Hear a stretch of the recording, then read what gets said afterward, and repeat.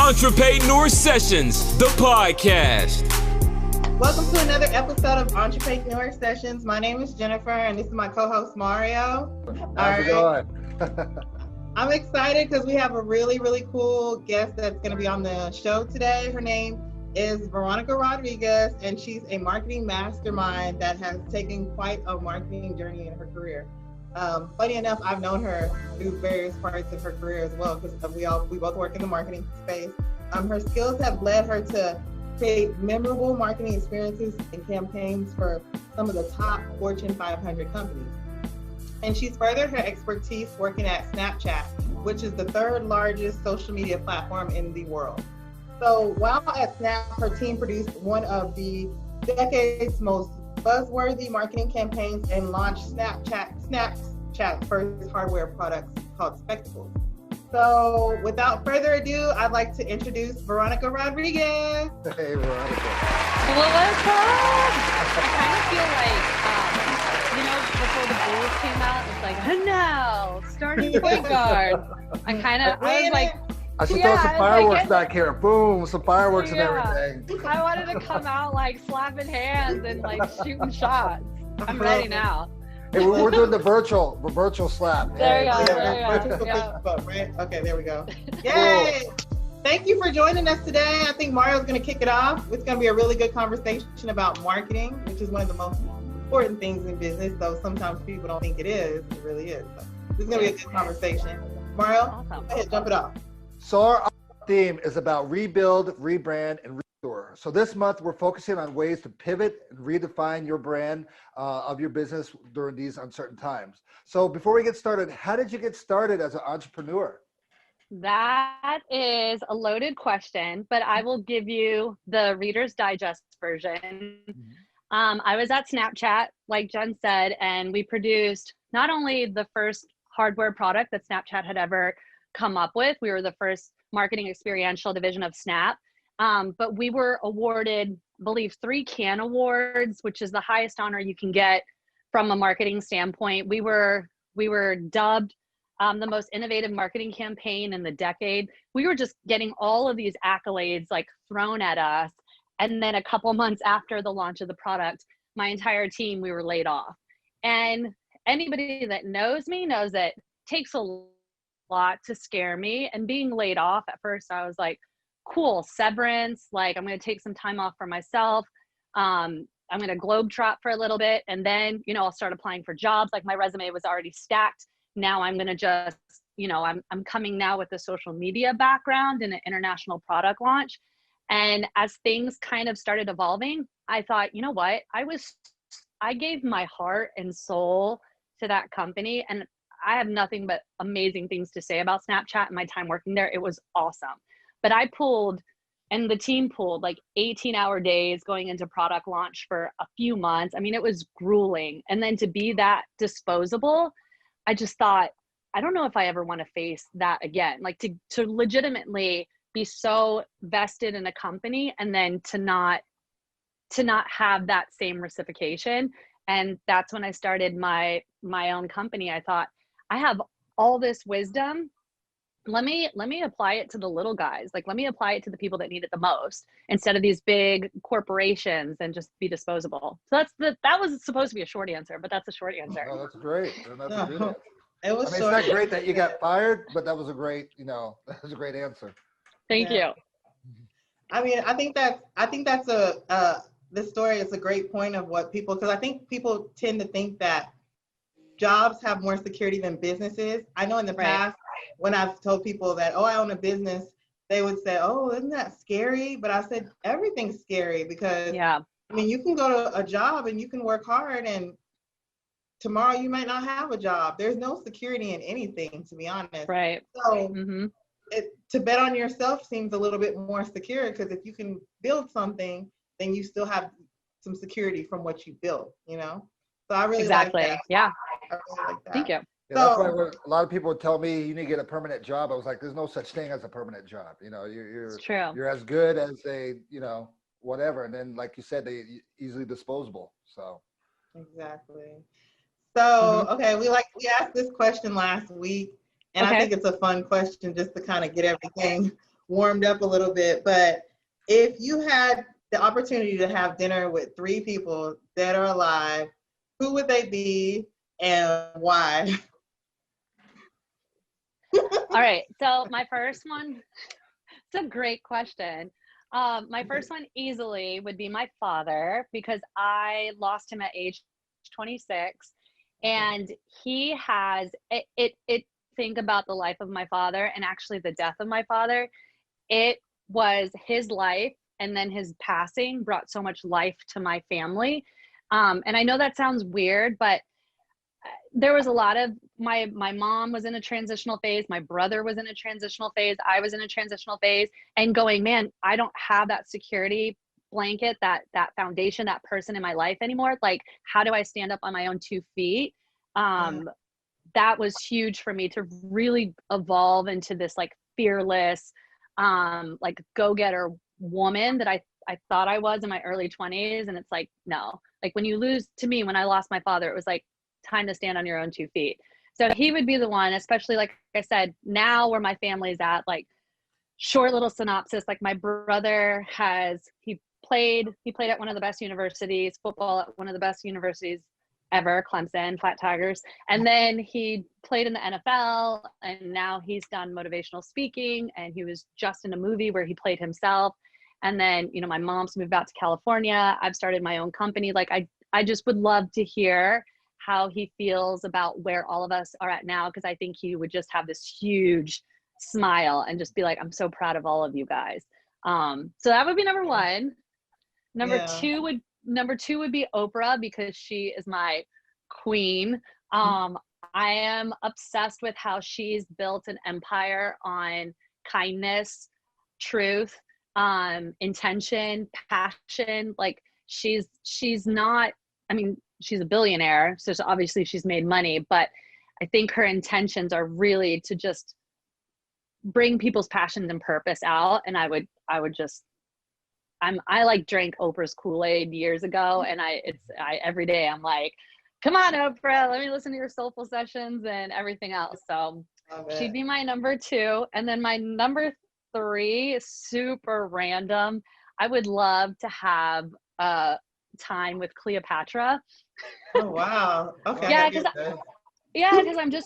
I'm fascinated with Egyptian culture, and especially just her and her, running a country, an empire at its height, and being a female in that position, and also kind of having these romantic affairs. But once again, Egyptian culture just being at its height, and they had, I mean, their view on the universe, their views on the stars, the planets, mathematics, buildings, like they were an empire. So I think it would be really cool to have some time with Cleopatra.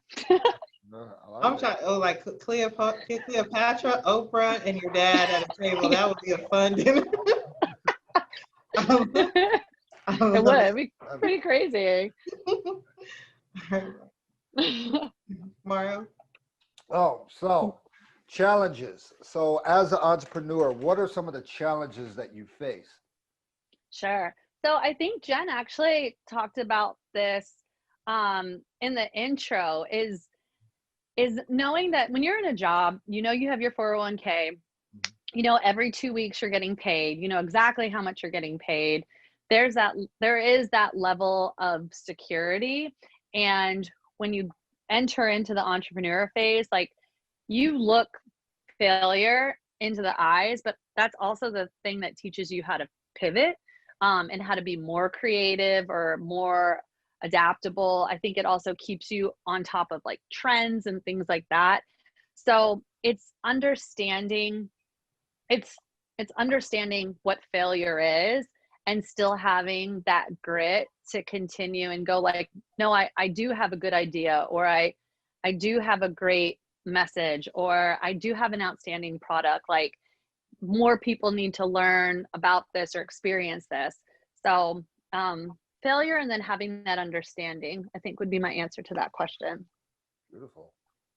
Love it. That's good. I always say, like, I think being an entrepreneur kind of keeps you on your toes, For because I sure. think you kind of get into this cadence, even though you don't realize that it's happening. Oh, sorry, but you don't realize that it's happening, and all of a sudden you just start doing your job. Like, you go into corporate. Before you go into corporate, you have this creative mind, because you have to have that creative mind to serve Right. your customers, to sell what your service, your expertise. But then you get comfortable with that mundane, like the everyday. This is my job. I do my job. This is how much I'm gonna get. So I think that there's something beautiful about entrepreneurism, even with the scary element of it, just the fact that you're pushed out there and you have to go hustle. You eat what you kill, and if you Right. don't kill a thing, then you starve. You know. Right. Yeah. It's also the beauty of I think there's a pride level in a healthy way when you see how resilient you are to things. So then you face something and you overcome it, and then it gives you that much more grit to be like, well, I've experienced this, and I'm survivor, I'm on the other side, or I'm a success now because of it. So then it's like, then you bite off a little bit more the next time. So it's like this progression of being, I know I've used the word fearless, but it's this progression of just continuing to get outside of your comfort zone. And I don't know how many times I felt pushed out of my comfort zone in a corporate job. But as an entrepreneur, it's like you're continuing to adapt and evolve and really step out of your comfort zone. You feel alive. Definitely no day is the same. Yeah. You feel alive. Especially during a pandemic. I mean, what are some things that you've done during this time to try to, I guess, attract new clients, or even just maintain that presence with your current clients, Yeah. What's interesting is I actually had a calm going into the pandemic, specifically for that, because I knew I had faced obstacles, and my business now I just celebrated my 3rd year. So I'm like, I've been through the terrible twos, like I'm on the other side of it. So obviously I didn't know how long this pandemic would last, but what was interesting is people that I had planted seeds with a year, or I would say 3 months prior, 6 months prior, a year, 2 years prior, and I had had a consulting meeting with them or a one-on-one or just like a quick coffee date, whatever the case may be, had that. As soon as maybe a month into when the pandemic happened, my phone was ringing because everybody realized how important it was to not only have a digital presence, but to have a strong digital presence. And that's literally when I noticed a big tick going into April and May, where people that I had, once again, planted that seed with, had maybe 1 or 2 conversations with, and they weren't ready to bite the bullet then. Like it was knocking down my doors, which is always a great place to be because it wasn't me going and looking for opportunities. I had already done that. Now it was them saying, hey, yeah, can I have an hour of your time? Like, let's talk. Like, how do I launch an online business? Like, people knew that now was the time to make a risk because I mean, what else can you do? You know, you can only make banana bread and grow a garden like so many times, like, you know, and like learn a new language. Like, it's just like, what else can I do? So people were really starting. So you did all the legwork early and you position yourself in the perfect spot. Yeah. You know, one of the things that I try to pass on to other people that I work with, and I know we all know that, but you never know who you're going to be and you never know how you're going to impact them. And so even if it's someone that, like I said, you go into a meeting and they're not ready to pull the trigger, or their idea hasn't been thoroughly thought out, or whatever the case may be, just really providing them information that at least lets them know what the next 1 to 2 to 3 steps are to kind of get on course. I mean, that makes such a huge difference when someone just has an antidote of, you know, good advice or sound direction or whatever the case may be. And I mean, I've had it time and time again, whether or not they become my client or not, but I mean, I'll get hit up with text messages or emails or, hey, what do you think about this? What do you think about that? And I love it because it makes me feel like in that moment when I was with them, I was present, I had their undivided attention. I was trying to understand the direction that they want to go with, something that they truly believe in, you know? Definitely. Because you already build that rapport with them, that relationship. Right. And through your, you know, because I think you do a lot of videos as well. So even the videos kind of build its own relationship with people you've never met. And that's right. I feel like that really draws a lot of people as far as the trust factor and everything towards your way and puts you at a level of expertise.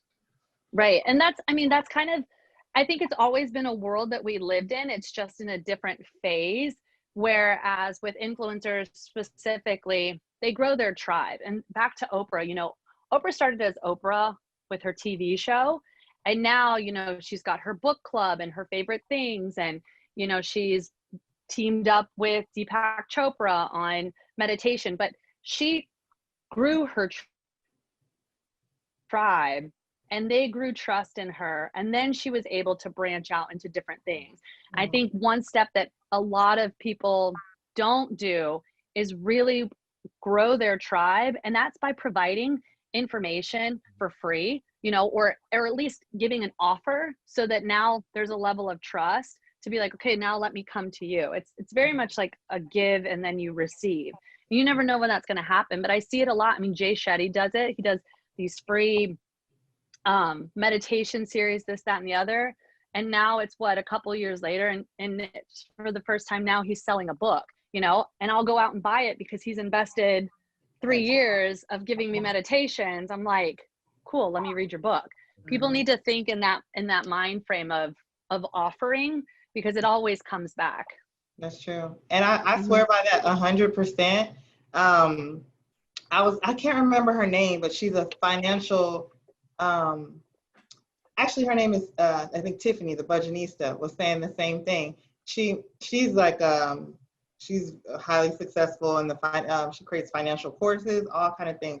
But she was talking about how when she first started her business, she would give away a lot of free information in different forms, you know. And for years she did that. And it took her years to build her tribe. But once she started like offering a bunch of products, it's like she's become super wealthy because people she invested that time. And I think for people who are truly passionate about brands and really creating visibility for cool brands, it's not about just a check. I know for me, it's not. If I see somebody doing something wrong, sometimes even if it's out of the scope of what I'm working with them on, I'll help them fix it anyway, because I just can't stand that being like that. I'm like, no, don't you know that there's a better way of doing that? So yeah, I love everything you're saying. Like, value is like at the top. If you can provide value, because this is not the 60s where there's 3 brands on TV and everybody's just buying it because those are the only 3 brands.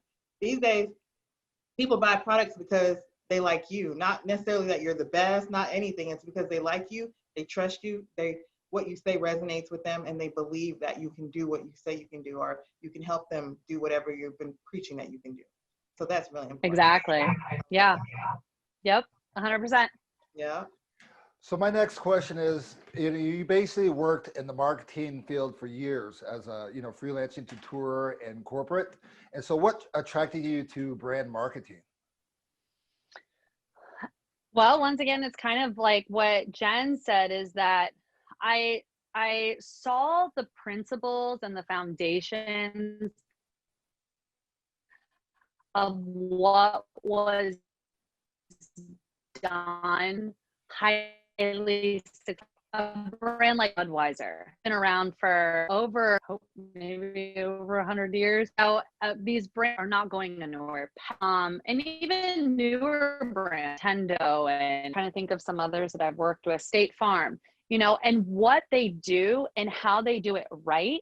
And there's a lot of science to it. And when I saw what small local boutique businesses were doing, startups were doing, I was like, man, like if you only knew that it doesn't take a budget of, $50,000 a month or whatever to really launch your business, like you can do it and you can get exposure by taking these little steps of doing it right. And I think once I realized that there was a real need for that, my very first client was a home improvements company in Northern Virginia. And it was someone that I had known from my past. I actually was a marketing director for the company that he was with prior to starting his own company. And he called me up and he was like, listen, I need help with my marketing. And I think he had like 5 or 10 employees, and combed through all his stuff and, fielding those calls of people trying to sell Google AdWords and this, that, and the other, and really confusing people that don't have a background in that. That was the turning point for me, where I was like, the people that legitimately need the help don't have access to it, because marketing companies, even small to medium-sized marketing companies, they come with this aggressive budget of 10, 20, 30, 40, 50, $100,000 a year. And someone that just opened up a business, they don't have that level of money yet. And you should be able to create a ramp up that as they increase their presence and their revenue, then you're able to expand the marketing budget as you grow, right? And so that's for me what got me really interested in the brand and branding and marketing side of things, of working specifically with startups, boutiques, and local agencies.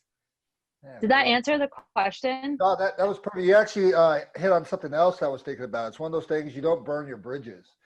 And the fact that each client could be a client that could come back to you 10 years later. So that answered it right on. Right.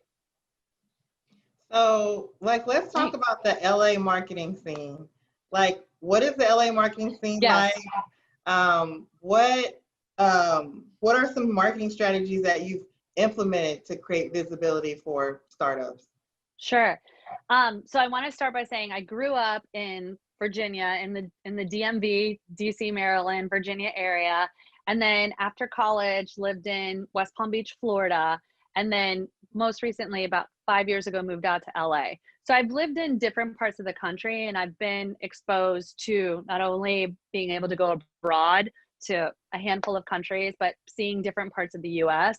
And what I love, and I was actually shocked about with the LA market, specifically with businesses, is it's a world of creative people And this level of energy where, you know, people are excited to try something different or out of the norm or what have you. I feel like there's a lot of risk takers out here. I didn't necessarily feel that on like in DC. I feel like people like, you know, they graduate from high school, they go to UVA or Virginia Tech or Georgetown, and then as soon as they're out, they, you know, they have a job on the Hill or Pentagon or whatever. Like everybody kind of stays in that very secure, and I see why it's attractive. Like they stay in that world. Whereas LA, I think people are just like, what do I, you know, like, let me just try it out. And then, you know, 20 years later, they're still out here.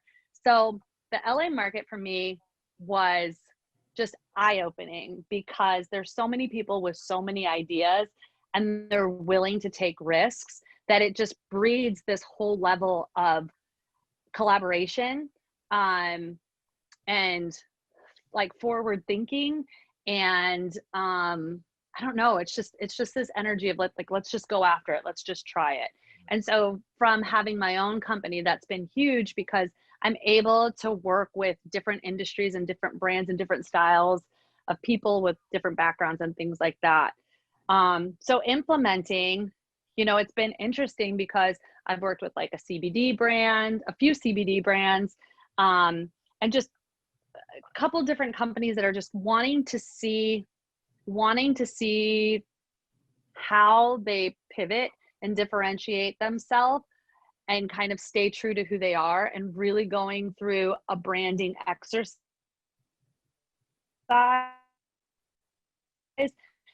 and steps that I think people should take to actually start and grow their business. So that's what the landscape in LA to me has been. It's been incredible. That's nice. Yeah. And I don't necessarily know, I mean, maybe I just haven't experienced it in other places, but I think some cities are more conservative, more traditional, maybe less risk taking, and LA, you know, you just Go for like it. LA is all about going to follow your dreams. People go work at a restaurant until they get their first movie role. That's just like the climate, like the culture. The two stories that just always blow my mind, actually it might be three, but Tiffany Haddish, she slept in her car. And then Lizzo was homeless, slept in her car, and Ed Sheeran was another person. And it's like Ed Sheeran met Jamie Foxx, Lizzo, I don't even know how, but it's like these like risk takers that have a vision so strongly that they're willing to put themselves in, you know, not comfortable situations because they know that they're going to succeed. And there's that energy here. So I love it. I love it. And that's specifically why I asked that question, because I think, you know, the whole spirit of being an entrepreneur is you cannot be risk averse. Like you have to be willing to take risks. You have to be willing to be uncomfortable. And I think that sometimes when people play it super safe, like you can win, but I don't think you win to the level, like sometimes you almost have to hit like rock bottom. And then when you go up, it's like you go all the way up. So I just, I really love the culture of that. And I thank you for answering that, because I really wanted to know, I know that plays a role on even how you move in the city and your strategies that you create for your clients. So. Yeah, because even like the owner of Starbucks at the time, you know, he got rejected so many times until he finally got, you know, accepted or got a bank loan, and then now you look, Starbucks is on every corner. So right, I think there is something about having a vision, getting humbled or kind of hitting rock bottom, and then knowing, well, I can't go any further down, so the only trajectory is up, and it produces more of that grind where you're just like, I'm not going to fail. Like I'm going to keep at this. And I've invested so much time and energy. Like, let me just go at it one more time. And I always feel like that moment where you might feel like, okay, this is like, let me close this chapter, is when an opportunity presents itself. So yeah, that's why I love LA. Right.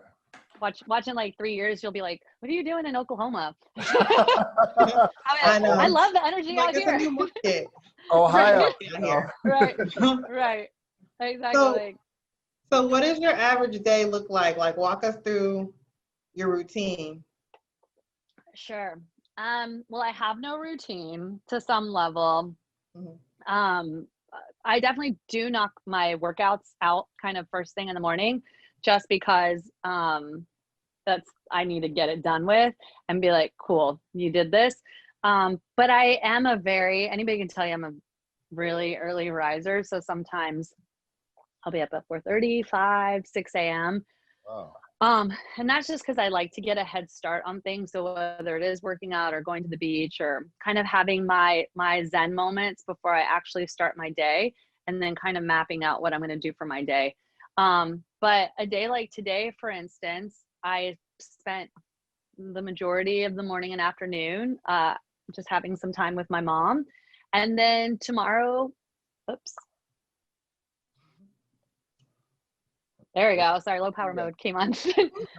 But then tomorrow for me is going to be probably a 12-hour day of me on the phone and kind of creating some graphics and having conversations and kind of mapping out a strategy for a brand that I'm about to work with. So no day is the same, which I love. And beyond that, what I love is that being an entrepreneur, I love having control of my schedule. I don't have to awkwardly ask someone for time off. I don't have to worry about I went to India last year. I went to India and Italy and Croatia. Basically, I was gone out of the country for almost 2 months last year, and I was able to keep everything in motion abroad. And that was the moment where I was like, I made it. I was like, all of that grind for 2.5 years to be able to be abroad. If I have to wake up at whatever crazy time to hop on a call with someone or answer emails, like it is totally worth it because I'm able to balance both. So no 2 days are the same for me. I mean, some days I'm in the zone and I look at the clock and I'm like, I have been grinding for however many hours straight. And other days it's like, it's somebody's birthday, or, I really want to go see this art exhibit, or, go to this part of California and do a hike. Like I make it work so that I'm at my happiest and honestly at my peak performance. Because one of the mistakes I made early on with having my own company is I was so afraid, and rightly so. I had worked so hard to get a clientele that I was afraid to kind of step away from it. But that just made me realize that that's not sustainable to live like that. Like you really have to nurture yourself and find your joy. And then kind of that oxygen mask mentality, like I have to be good, and then I can just for myself and for other people. That was a total tangent, but anyways. No, that wasn't a tangent. I hope that answered the question. That was right on point. Because I mean, what it's giving you is autonomy, where you feel like you own your life, you own your schedule. But then at the same time, it's not for people who want to come in and work at 9 o'clock and get off at 5. Because as a business owner, you don't really get off. If a fire happens at 2 o'clock in the morning, you got to take care of it. So it's a trade-off, but it's a good trade-off. Right. And I agree, self-care is important. For sure. I think that's great. Yeah. So a lot of people who are watching this video, they're coming from different facets of business, right? And so some of the questions that we get is, what are some tools that you use either to time manage, to manage your clientele, to manage your projects? What are some tools that you utilize or that you used to utilize that, kind of got you from point A to point B? Sure. So I always tell anyone that I meet with is that you should be analytically driven, right? So you want to set KPIs, your key performance indicators. You want to have that even as an early on business. And so it's always checking in, and I tell my clients, set a timer on your phone. Like every other week, you should look at your Google business page. You should look at your website. There's the dog, sorry. You should look at your Google business page to see how traffic is coming to your website, what keywords people are using. There's a lot of different platforms, especially with social media. There's a lot of different platforms that are in place for you to check your analytics. And I think people get so caught up in doing things that they're not doing it strategically, or they don't know why they're doing things. So one example that I'll give you is I was working with a CBD company, and I noticed from looking at the Shopify analytics is that an average price point that people would put in their basket and sell out, like our average exchange engagement would be about $34. I was like, man, it's great that we're getting this much traffic and that people are buying things, but how do we get them to put more in their cart? Like, how do we go from $34, I forget what it was. How about we try to get it to the $50 mark, right? So then we went and we did like a 2-week quick campaign of buy 2, get 1 free. And the 2 product purchase put us over, like right over the $50 mark. And then someone would get a free product.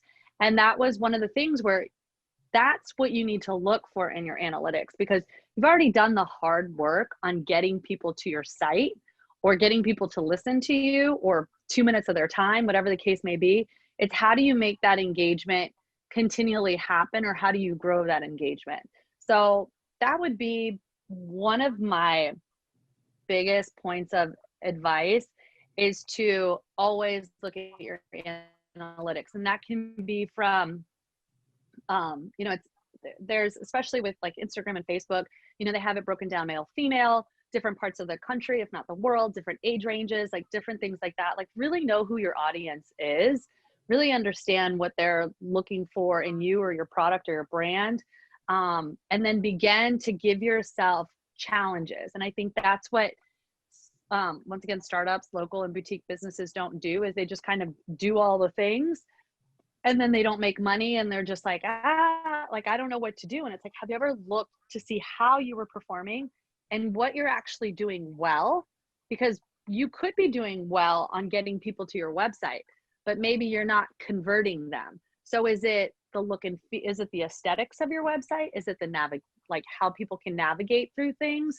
Is it, it could be a handful of things. Then you really start dissecting it. Okay, well, they stay on this page, for a minute to 2 minutes, but they stay on this page for like 20 seconds, or they add things to cart and then they drop out.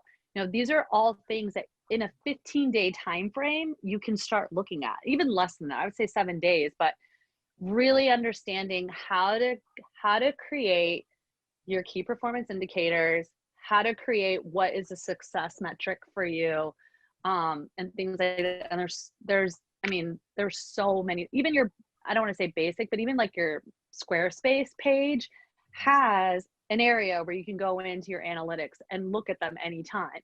And I ask people no, never looked at it. And like, or even like, do you have a Google business page? Like, no. And I'm like, oh my goodness. Okay, cool. Now we know where to start from. So that would be my first big piece of advice.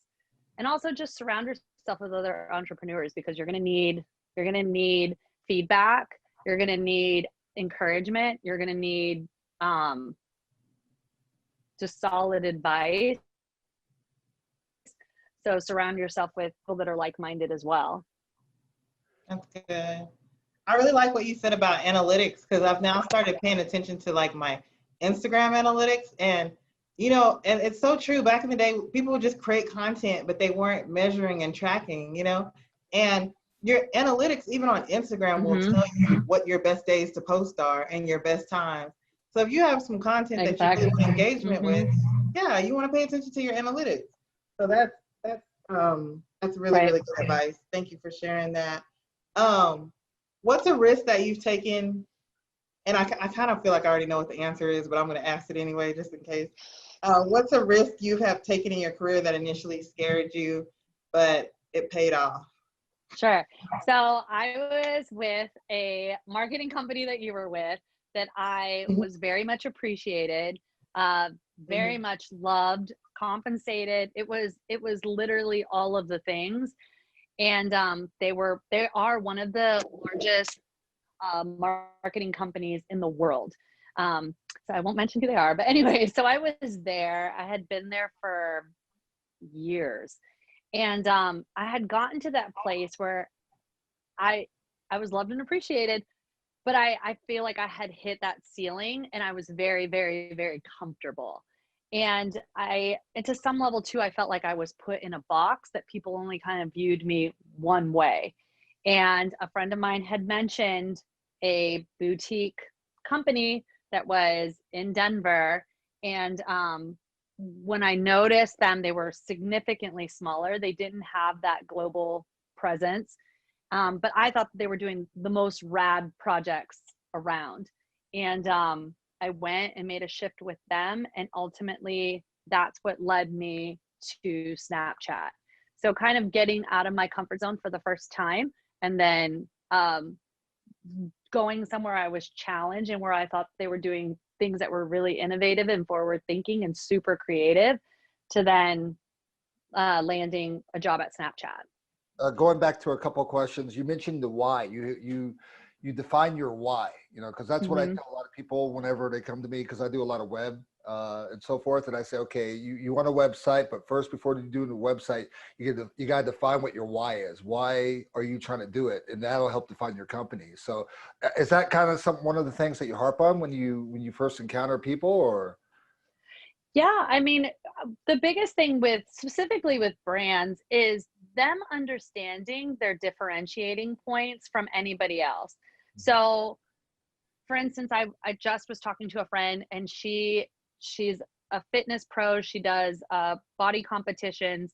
Her physique, everything is amazing. And she wants to shift into actually being a trainer and creating content in that space. And so she wanted to pick my brain. And I told her, I said, you are going into a market that is completely saturated, if not oversaturated. So let's start first with, what are you going to do different? Or how are you going to approach this space that separates you from the competition? Like, identify what your brand is. And not only identify that for yourself, but now we need to effectively communicate that to other people. And that's one of the biggest things that I've noticed with brands, is I think they sit so close to what they're doing that they understand their why. They understand their differentiating points. They understand everything, but they sit so close to it that they don't realize that they're not communicating that effectively to their audience. And I call it brick to forehead. You need to be a brick to forehead in your messaging to people. Right. This is who we are. This is what we provide. This is how we're going to go about, doing it. This is how I'm going to make a difference in your life. If you don't effectively communicate that to other people, people aren't going to connect the dots for them. They're not Sherlock Holmes, nor are they mind readers, nor do you have an attention span of them over 5 seconds. So it's like, you need to let them know right off the gate, like, hey, I'm a marketing company. If you want to exponentially launch your business in 6 months, you need to call me. I'm going to help you with growth. Boom. In a matter of less than a minute, I told you exactly what I do and how I'm going to make your life better. So I think that's the biggest thing with knowing your why, is your why, but then how to communicate your why to other people. And I think we've all been there. We've all heard it, especially, if you went to school for business, people are like, oh, give me your elevator speech, in 30 or 45 seconds, tell me why I need to hire you or who you are or whatever. And I can't tell you how many times I've sat with someone, whether it's a life coach or this, that, whatever their industry is. And it's 10 minutes later, they're like, but what we really are trying to do is that, and I right. See what happened was, and it's like, no, trim the fat, 7 words, give it to me. Why you, why now? Why are you a much better trainer than this person? Or not even better. Why are you effective for me? Man, I so love that. Yeah, because a lot of times that'll help prevent mistakes. A lot of people make mistakes and they spend all this money, because I've worked with companies, they spent millions of dollars and then ended up folding because they didn't spin it in the right direction, or they didn't define their, the core audience. So cool. I see Jennifer's trying to get back. She's popping in and out. She might be, maybe have some. Yeah. Sorry, I had a little bit of a technical. I had a little bit of a technical difficulty. My computer just it's so like a Murphy's Law situation. But Mario, I wanted you to go ahead and just go into Q&A. Yeah. Yeah. So basically, before we get to Q&A, how can people find you? You know, what are some of your, you know, Facebook, Instagram, all that stuff? Sure. So my business website is VROD Experiential. So Veronica Rodriguez, VROD Experiential. That's the same handle for my Instagram, and my personal, which I think is probably equally as interesting. I don't know. I love content. Is Travelin' Fool V. So traveling without the G, fool as in like I love to travel. I'm a traveling fool, and then V for Veronica. Besides that, I started a passion project called Daddy's Girl Series. It's about females just like me that have lost their fathers kind of early in life, and how grief. So how they've pivoted to utilize those experiences that they've had to kind of catapult them forward. And then I have a website called travelingfoolv.com where I store all my traveling blogs in there. So there's a lot of ways to find me. Definitely not on a covert mission. Like, it's all out there. But vrodexperiential.com is probably the most professional. So when does your book come out? I'm waiting, you know, is it going to be on Amazon? Where is it at?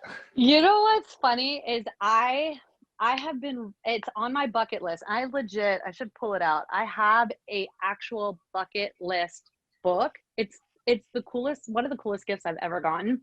And it has you list out 50 things that you want to do in your life. And then it breaks it down. Like you can insert pictures, who you're with, how difficult it was to cross it out. Like, it's really cool. Anyways, on my bucket list book is to write a book. And I have a story. It's real life, and it goes through kind of me and being laid off, going through that, kind of hitting my low, then globetrotting to Morocco and Portugal solo, and kind of finding this like these aha moments. That's my Oprah in me, the aha moments, and then kind of coming back and starting my business. And I am 75% of the way done in writing it, but I know someone needs to come in and clean that up grammatically, because it is like, it's one of those things.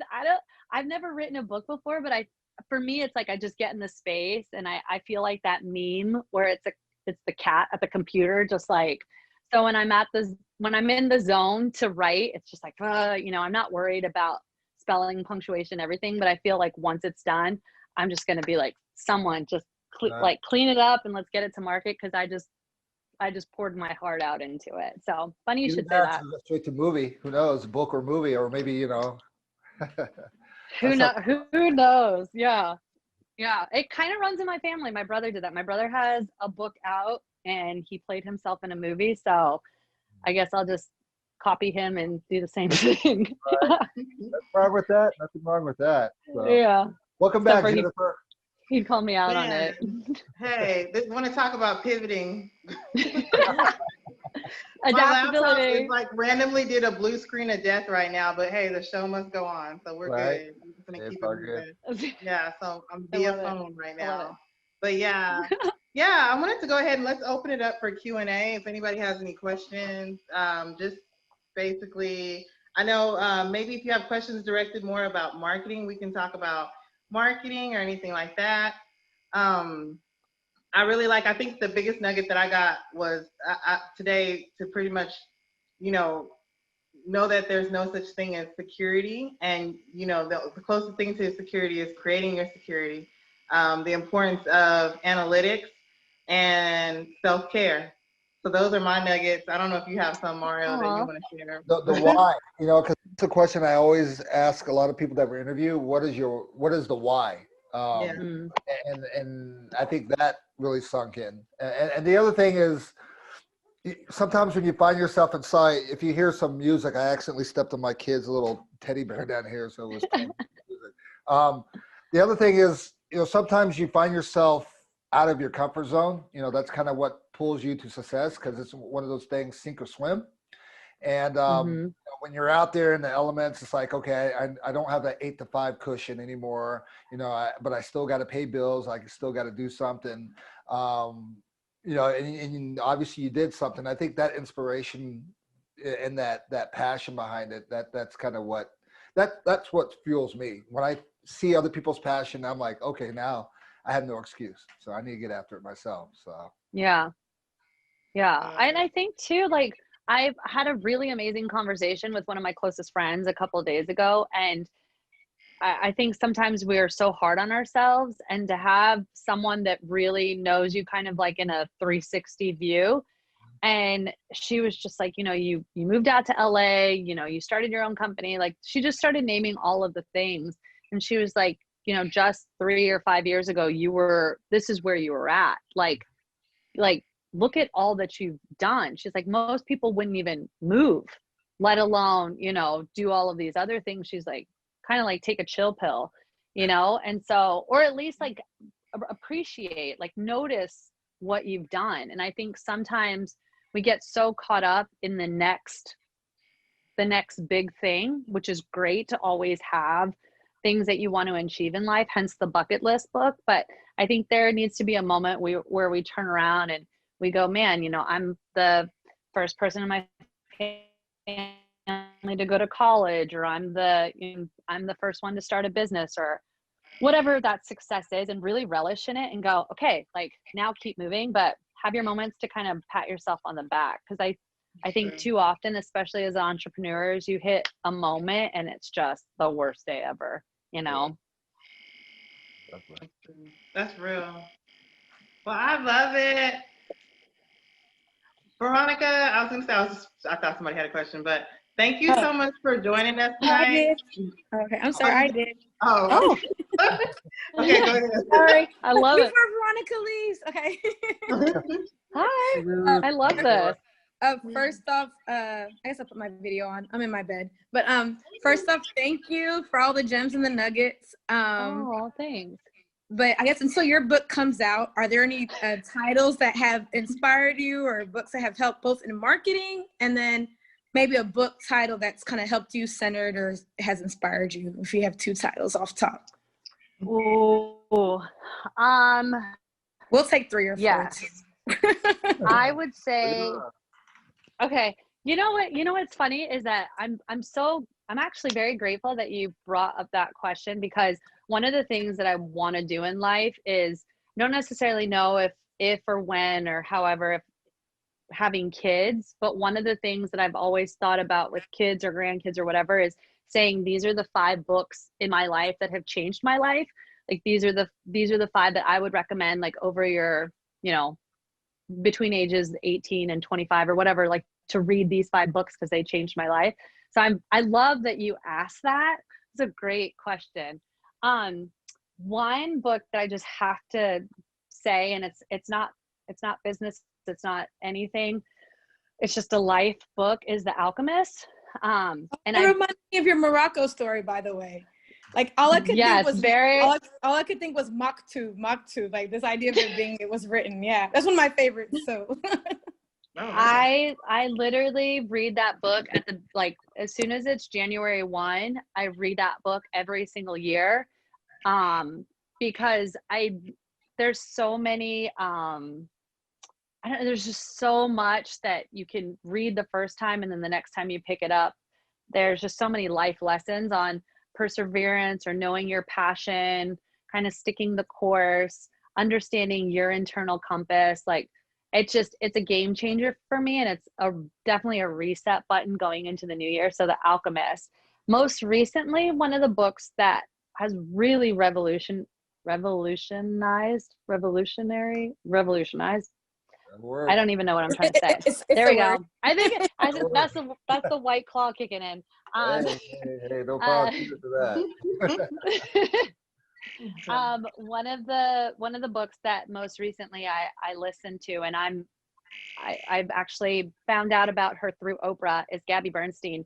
She has a book called Super Attractor, and it's, in a nutshell, she's always just talking about finding your, like, what truly makes you happy, what truly sets your, like puts a smile on your face, like truly makes you happy, even if it's just a hot cup of tea in the morning, or, you know, the laugh of your child, or whatever the case may be. And then she builds on the different levels of kind of attracting things into your life. And I listened to her speak. I got tickets to go see her when she was in LA. I've watched a handful of YouTube videos on her. I follow her on Instagram. Like, I love Gabby Bernstein, but Super Attractor was a huge one for me. And I think, especially as an entrepreneur, and especially now in COVID, I have had to sit back and go, what today will literally like make me happy, like bring me joy. And it could be something as silly as just blaring music and dancing around the house with, you know, a brush, to I took archery lessons the other day just because, like, why not? Yeah. Right. And it was like, it's just kind of like really, I think COVID for a lot of us have really set the clock back on just simplifying, like, who are you? What do you really want in life? What do you really appreciate? And Super Attractor did that for me. So I would recommend that. Besides The Alchemist, business wise, man, there's so many good ones. I would actually say, because I had the opportunity to meet him, and that's a whole other story, but Connected to Goodness is by Meltzer. What's his first name? David Meltzer. He is the person that was the person that you guys are gonna have to help me out. The movie where Tom Cruise is in it and they're in sports and he's like a sports agent. Jerry Maguire. Yes. So that is actually that whole person is based on David Meltzer. He's been in the sports industry. He's a millionaire, but he has a book written called Connected to Goodness. And actually, if you go to his website, I believe you can get a copy of his book for free. He will send it to you. And what's awesome about him is talking about the whole giving factor of it. He is such a firm believer in providing information to entrepreneurs about success metrics and different things like that. I mean, he literally practices what he preaches. But his book, Connected to Goodness, is so good. And having the opportunity to accidentally meet him in a public setting, I had no idea that I had his book, and I read it and that's who it was, until he sent me the book. And I was like, wait a minute, I already have this book. Like, I already read it. I already loved it. But I think him and his mindset on how you approach being an entrepreneur, or how you label what success looks like for you, it's a good one.